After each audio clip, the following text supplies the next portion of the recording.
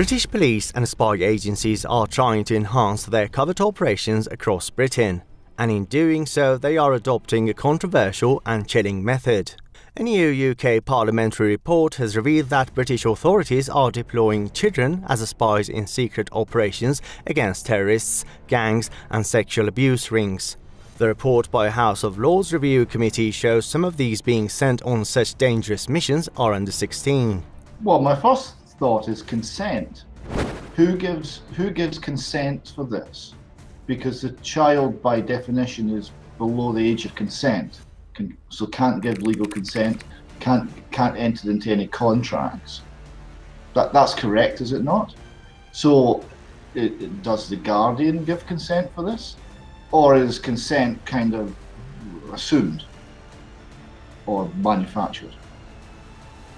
The report does not specify how many minors have been recruited so far as informants.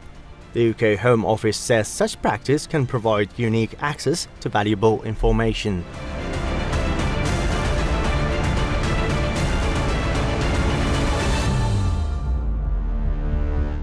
The UK government is apparently planning to expand the programme and give law enforcement bodies even more freedom to recruit children.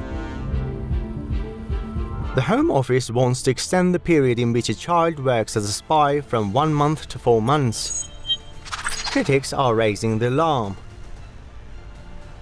Chairman of the Lords Secondary Legislation Scrutiny Committee says, quote, "We are concerned that enabling a young person to participate in covert activity associated with serious crime for an extended period of time may increase the risks to their mental and physical welfare. Outcry is spreading across Britain, with some calling the method shocking and another example of inhumanity at the heart of the system."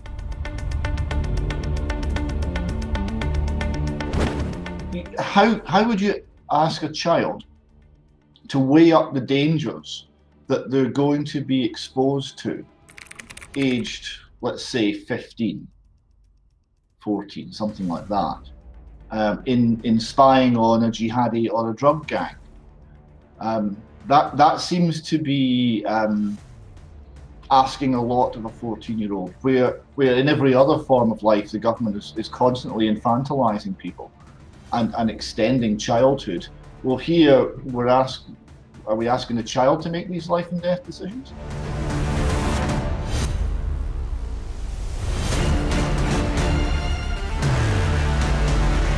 The controversial practice has drawn condemnation from rights groups.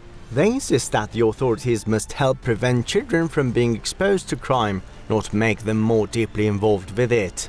Rights Watch UK is one of the NGOs that's taking a stance against the controversial method. A legal and policy officer at Rights Watch UK says recruiting children as foot soldiers potentially without parental consent violates the human rights obligations of the British government. The opportunity for essentially grooming a child to provide the investigatory authorities with what they want, even if that's not in the best interest of the child, seems to be vast. It's astounding, very concerning.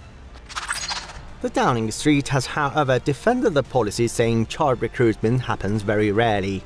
The British government is coming under mounting pressure to scrap the method for good, but its defiant stance so far suggests British police and intelligence agencies will not be banned from using children anytime soon.